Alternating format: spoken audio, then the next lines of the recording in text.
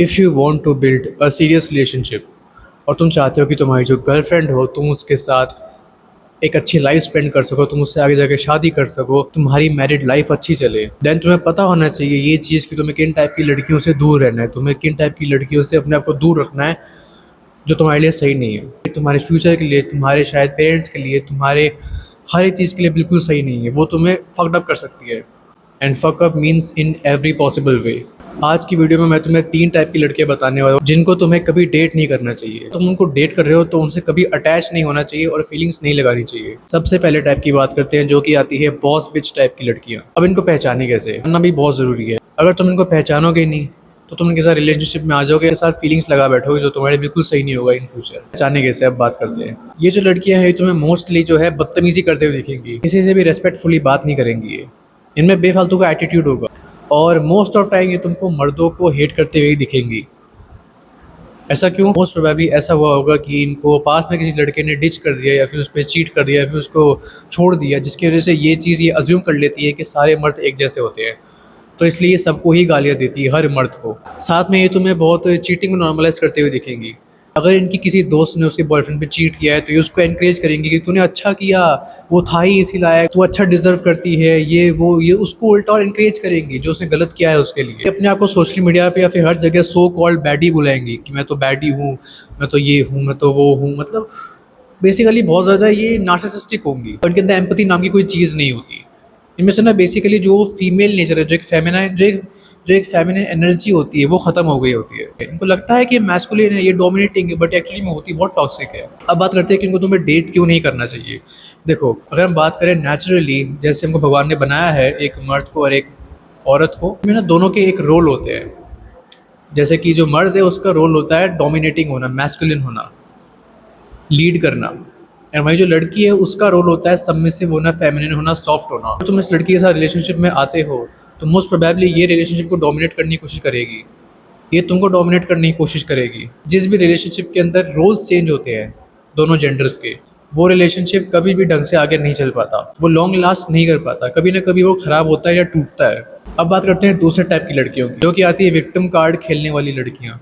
इन्हें कैसे पहचाने? तो देखो, ये ना कुछ बहुत ही सिंपल सी लाइंस, बहुत सिंपल सी चीज़ें लोगों को बोलती फिरती है। मोस्ट प्रोबेबली अगर तुमसे मिलेंगी तो तुम्हें भी बोलेंगी। कुछ ना फिक्स लाइन होती है इनकी, जैसे कि मेरे पेरेंट्स से नहीं बनती, मेरे पेरेंट्स बहुत टॉक्सिक है, पेरेंट्स बहुत स्ट्रिक्ट हैं, मुझे कोई समझता नहीं है, मेरा एक्स बहुत टॉक्सिक था, मेरे एक्स ने मुझ पर चीट किया, मुझे यूज़ किया, मेरे ज़्यादा दोस्त नहीं है, हर कोई मुझे छोड़ देता है, मेरे ज़्यादा फीमेल फ्रेंड्स नहीं है, मेरे मोस्ट ऑफ मेल फ्रेंड्स ही है जिनसे मैं बात भी नहीं करती इतनी ज़्यादा। तो ये कुछ लाइन्स जो ये तुमसे मिलने के बाद पक्का बोलेंगी तुमसे 110%, क्योंकि इनको अपने आप को विक्टिम दिखाना पसंद है हर जगह, ताकि इनको सिंपैथी मिल सके, इनको अटेंशन मिल सके। तो मैं इनके साथ रिलेशनशिप में क्यों नहीं आना, इस पर बात करते हैं।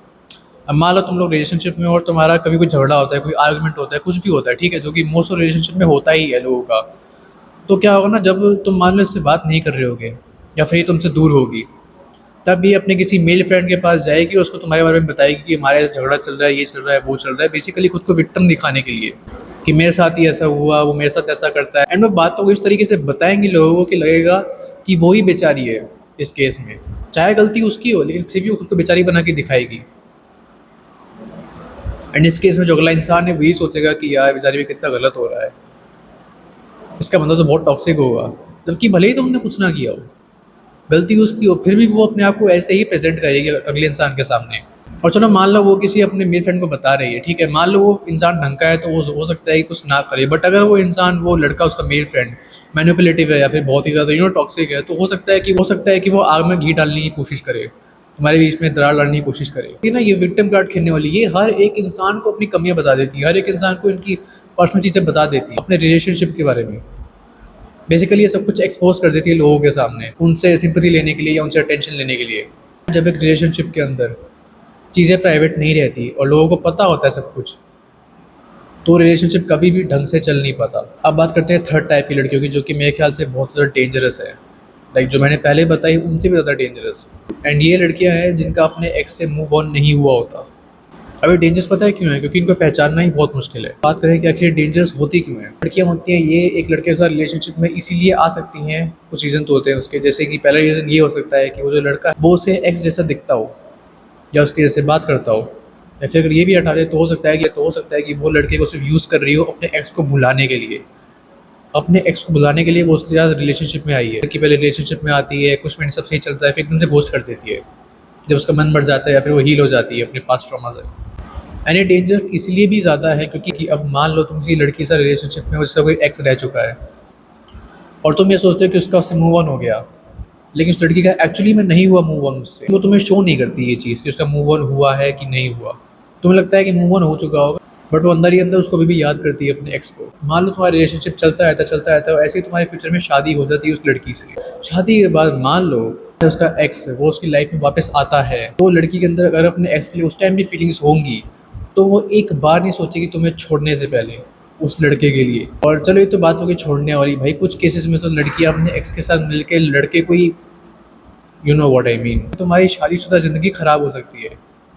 शादी के बाद जो तुम एक सपने सजा रहे थे कि शादी हो गई है मतलब अब तो हम अच्छे से खुशी खुशी रहेंगे, हमारा मतलब घर बस गया तुम्हारा, तुम ये सोच के शादी कर रहे थे और तुम्हारी लाइफ ख़राब हो जाएगी जनरली। सो ये वो कुछ टाइप्स थे लड़कियों के जिनसे तुमको कोसों दूर रहना चाहिए, जिनसे तुम्हें कभी अटैच नहीं होना चाहिए, फीलिंग्स नहीं लगानी चाहिए। लास्ट में मैं कुछ बोलना चाहूँगा कि ये जितनी भी मैंने लड़कियाँ बताई, ठीक है, तीनों टाइप की, इसमें इनकी कोई गलती नहीं है कि ये जिस हिसाब से भी है।